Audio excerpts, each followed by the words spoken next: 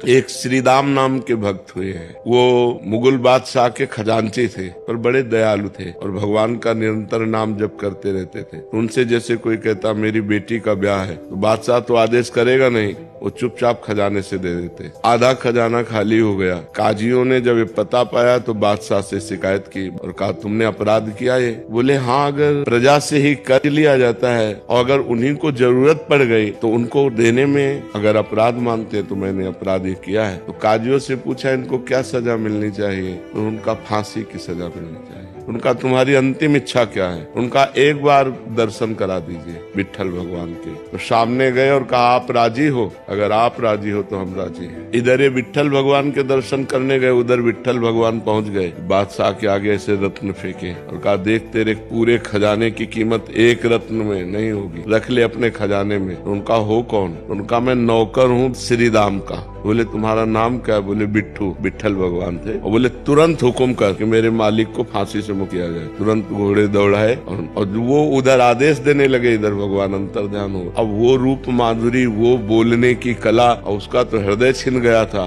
जब श्रीदाम को सामने बुलाया तो उनका एक बार अपने नौकर से मिला दोबारा। उनका हम तो आपके नौकर है, हमारा कौन नौकर है? उनका नहीं, वो कह रहा था बिट्ठू नाम है और श्याम रंग का था। बस उनके आंसू आने लगे कि अरे ये मेरे प्रभु की लीला थी। कि एक कबूतर वृक्ष में बैठा हुआ था। बाज ने ऊपर से देखा और पूरा निशाना तय कर लिया। इधर नीचे बहेलिये ने कबूतर को देखा तो धनुष बाण से निशाना। कबूतर ऊपर की तरफ उड़े तो बाज खा जाए, नीचे की तरफ देखा तो बहेलिया निशाना लगाए। उसको पूर्व जन्म के संस्कार से भगवान की याद आ गई कि नाश अब हमें बचने का कोई उपाय नहीं। ऊपर उड़ता हूँ तो बाज खा जाता है और नीचे उड़ता तो बहेलिया मार देगा।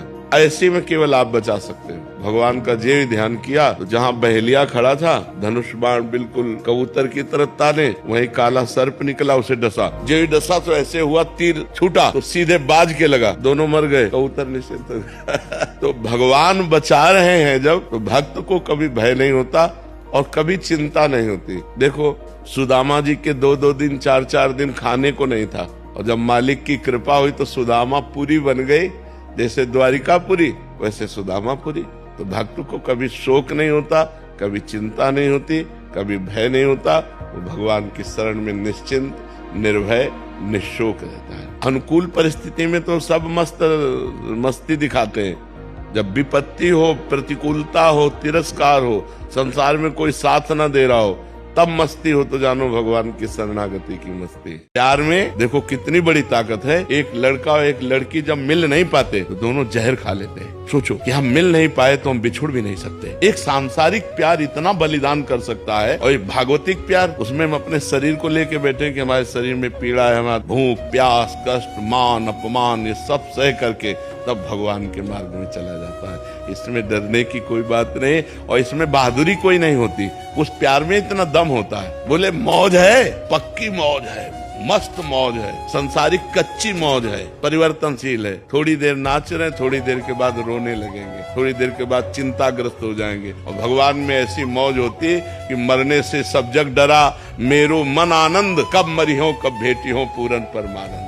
कब शरीर छूटे हो, कब भगवान की लीला में प्रवेश करें, परमानंद। मृत्यु भी महोत्सव हो जाती है, मृत्यु भी महोत्सव हो जाती है भगवान से जुड़ने पर। ये केवल बातों से नहीं, भजन करने से।